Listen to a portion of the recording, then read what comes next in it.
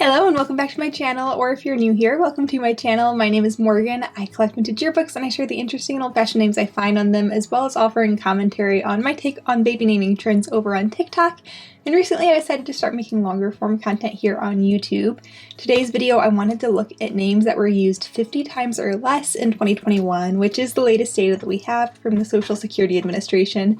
We're going to start with the girls' names, and these are all names that I think are either historically relevant and have just kind of been lost to time, or have a chance of becoming like up-and-coming names. First is the name Solveig or Solveig. This one is a Swedish and Norwegian name and it means sun. This is quite popular outside of the United States, and a lot of times when a name gains popularity abroad, it slowly makes its way over here. And that brings me to the second name, which is Fia, and this is an Irish name. The only thing I think that would hold this name back is the spelling and pronunciation could be a little bit trickier for American ears and eyes to figure out.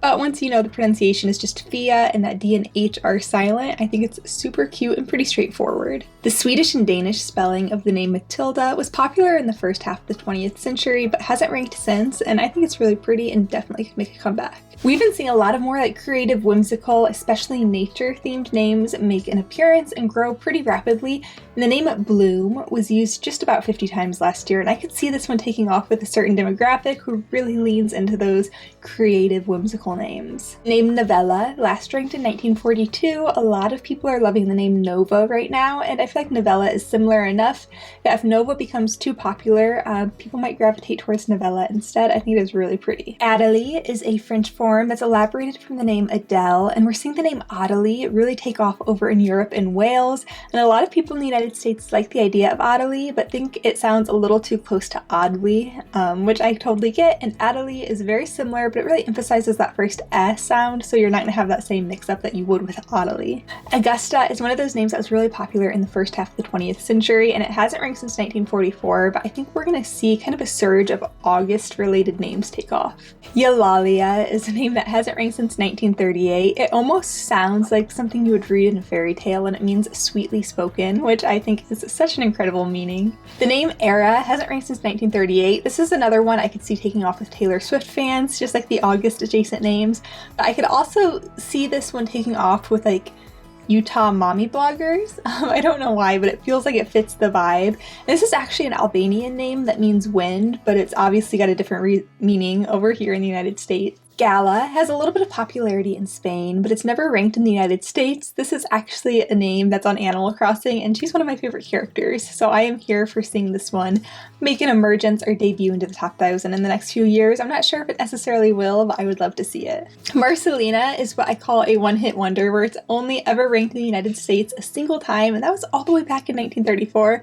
I think Marcelina is beautiful, and the name Marceline, I forget if it debuted in the top 1,000 this year or if it was really close. Let me look that up real fast. So Marceline debuted in 2020 after being absent since 1934, and then it jumped about 200 spots in 2021. So Marcelina might follow suit. The name Auden I think is so pretty. This one is derived from Aldwin, and it means old friend. I could really see this one taking off if it weren't for Target's lingerie line. I still think it should take off, but I know that might hold a few people back. Cornelia hasn't ranked since 1966, and this is another Taylor Swift adjacent name because of the song Cornelia Street, which is one of my favorites. I don't know if this one will take off. I've mentioned it in my TikToks about like how gorgeous I think it is, but people are really taken aback by the word corn in the name. Personally, I don't think it's a big deal. I think it's still really beautiful. Essie is a name that's a diminutive from names like Esther or Estelle, and it ranked in the top 1,000 until 1963, and then it completely fell off. And as a side note, this actually ranked as a masculine name as well until 1912. But a lot of like nicknames as given names are starting to really grow in popularity for girls, and I think Essie is such a pretty one that we might see this one really take off in the next few years. The name Seren is quite popular in Wales, but it hasn't taken off in the United States yet. In Wales, the pronunciation is going to be closer to like Seren. That's not quite right. I'm not the best with accents and pronunciations, but it's in that realm of pronunciation, and it actually means star, and in my head the name Seren Claire is like the prettiest thing in the world, and that means starlight, and I really want somebody to use that name. The name Cove, this one is never ranked as a masculine or a feminine name, but there have been a couple like influencers who have used it both for their sons and their daughters, so I really think this is going to be a top 1,000 name in the next 3 to 5 years. I like it, I think personally, a little bit better as a masculine option, but I think it's really pretty as a feminine option too, especially with the nickname Coco when they're little. I think is really sweet. Rosetta hasn't reigned since 1972, and this is just a diminutive for the name Rosa, and I think it is really pretty, and I like the nickname Etta. My grandpa's name was Ed, and I'm always thinking of names where I could get like the nickname of like Edie or Etta or even Eddie. Seraphine is a vintage French name. It's never ranked in the United States, and it hasn't ranked in France since 1941. This is another one that's going to have a slightly different pronunciation if you go over to France. I think it's more like Seraphine instead of Seraphine. Don't quote me on that. I always do the best I can with pronunciations, but unfortunately I only speak one language. I wish I was multilingual so I could really nail these pronunciations, but I just watch YouTube videos and try to get the best feel for how to say it. Eveline. I love this one so much. This one is a French, Dutch, and German alternative to the name Evelyn, and it used to rank in the United States, but it hasn't since 1927. And if you love Evelyn, but it's a little too popular for you, I think Eveline is absolutely gorgeous. And then the name of Topanga. This one, if you grew up in like the 90s, early 2000s like I did, you're probably familiar with it because of Boy Meets World. And this is actually an indigenous name. So it's not a name I would recommend people who don't have those familial ties to indigenous communities use, but I did want to include it because I saw it on the database and the nostalgia I thought was worth a mention, and it's absolutely beautiful.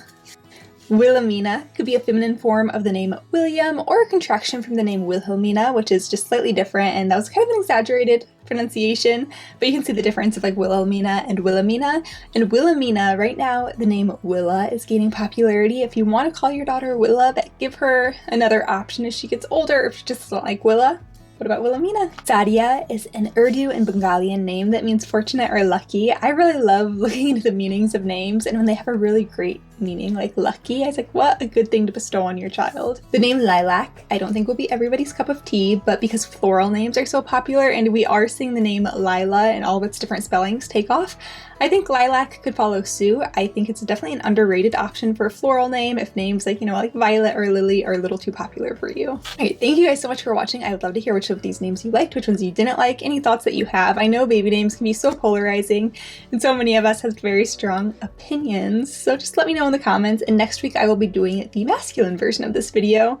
And until then, you can catch me on TikTok, sometimes on Instagram, but not very often. Okay, I hope everybody has a wonderful rest of your week. Bye!